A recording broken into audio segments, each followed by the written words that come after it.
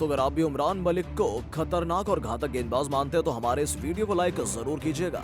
दोस्तों, भारत और श्रीलंका के बीच दूसरा टी20 मैच इतना ज्यादा रोमांचक था कि प्रशंसक कुर्सी छोड़कर केवल खड़े ही थे।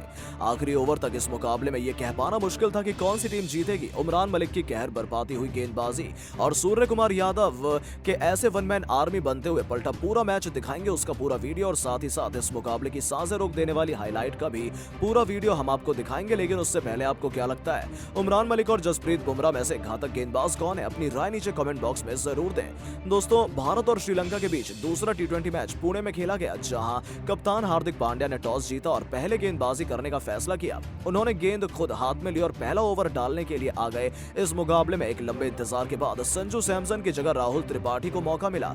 वहीं टीम में एक और बदलाव हुआ, जहां हर्षल पटेल को हार्दिक ने बाहर बिठाकर अर्शदीप को प्लेइंग 11 में जगह दी।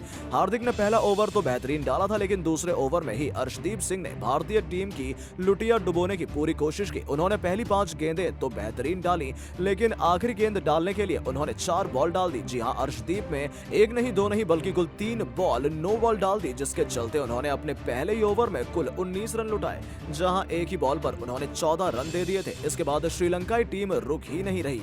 आपको बता दें, श्रीलंका के बल्लेबाजों ने ताबड़तोड़ बल्लेबाजी करते हुए टीम इंडिया को एक विशालकाय लक्ष्य दिया। श्रीलंका की तरफ से सबसे ताबड़तोड़ बल्लेबाजी की उनके कप्तान दासु निशंका ने, जिन्होंने केवल 22 गेंदों में ही ताबड़तोड़ 56 रन ठोक डाले। इस खिलाड़ी ने अपनी पारी में 1 नहीं 2 नहीं बल्कि कुल 6 छक्के लगाए और 2 चौके भी बाउंड्री के पार पहुंचा दिए। श्रीलंका की तरफ से उनके ओपनर बल्लेबाज पैथम निशंका ने 35 गेंदों में 33 रन की पारी खेली, जिन्होंने अपनी पारी में 4 चौके लगाए और कुशल मेंडिस ने आतिशी 52 रन बनाए, जिसके लिए उन्होंने 31 गेंद खेली थी। अपनी पारी में मेंडिस ने 3 चौके और 4 छक्के भी लगाए। इसके अलावा लगा की तरफ बड़ी पारी श्रीलंका ने 19 गेंदों में ताबड़तोड़ 33 रन बनाए। इस खिलाड़ी ने चौके नहीं बल्कि 4 छक्के ठोके, जिसकी बदौलत श्रीलंका ने भारत के सामने 6 विकेट के नुकसान पर कुल 206 रन बनाए। टीम इंडिया की तरफ से सबसे सफल गेंदबाज रहे रफ्तार के सौदागर उमरान मलिक, जिन्होंने अपने 4 ओवर के स्पेल में 48 रन तो जरूर लुटाए, लेकिन उन्होंने तेज रफ्तार से गेंदबाजी करते हुए कुल 3 बल्लेबाजों को अपना शिकार बनाया।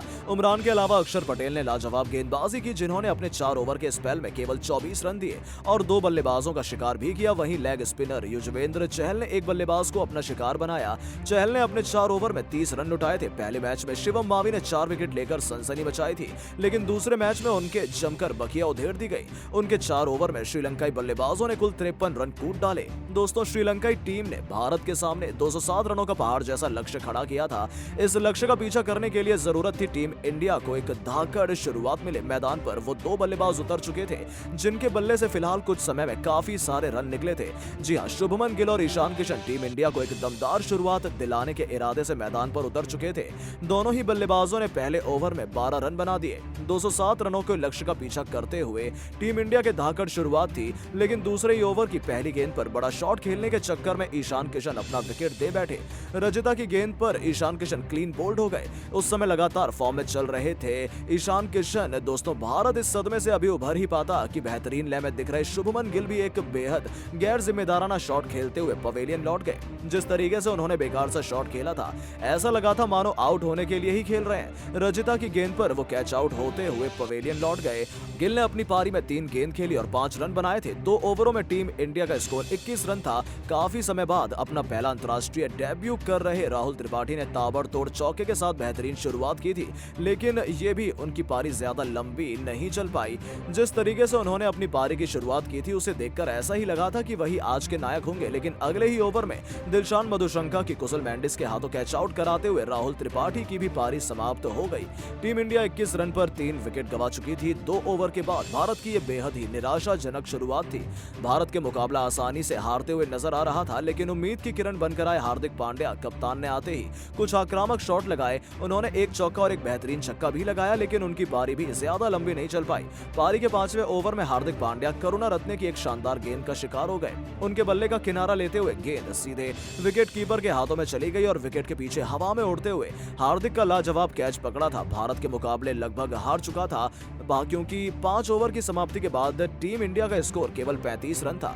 हार्दिक पांड्या 12 गेंदों में 12 रन बना के गए। मैदान पर बल्लेबाजी कर रहे थे सूर्य कुमार यादव और उनका साथ निभाने आए पिछले मुकाबले के हीरो रहे दीपक हुड्डा। अब इन दोनों ही बल्लेबाजों ने भारतीय पारी को धीरे धीरे आगे बढ़ाना शुरू कर दिया। टीम इंडिया जैसे तैसे 9 ओवर में 4 विकेट के नुकसान पर 57 रन बना पाई थी। भारत के लिए उम्मीद की किरण यही दो बल्लेबाज थे जो टीम इंडिया को लक्ष्य के करीब ले जा सकते थे, लेकिन दीपक हुड्डा भी क्रीज पर ज्यादा देर तक नहीं टिक पाए। रन गति काफी धीमी हो चुकी थी, जिसे बढ़ाने के प्रयास में वो हसरंगा की गेंद पर छक्का लगाने के प्रयास में बाउंड्री पर धनंजय डिसिल्वा को कैच दे बैठे और 12 गेंदों में 9 रन बनाकर दीपक हुड्डा की पारी भी समाप्त हो गई। तो दोस्तों, आपको क्या लगता है, हार्दिक पांड्या को पहले बल्लेबाजी करनी चाहिए थी या फिर गेंदबाजी? अपनी राय नीचे कमेंट बॉक्स में जरूर दें और ऐसी शानदार खबरों के लिए चैनल को सब्सक्राइब जरूर करें। धन्यवाद।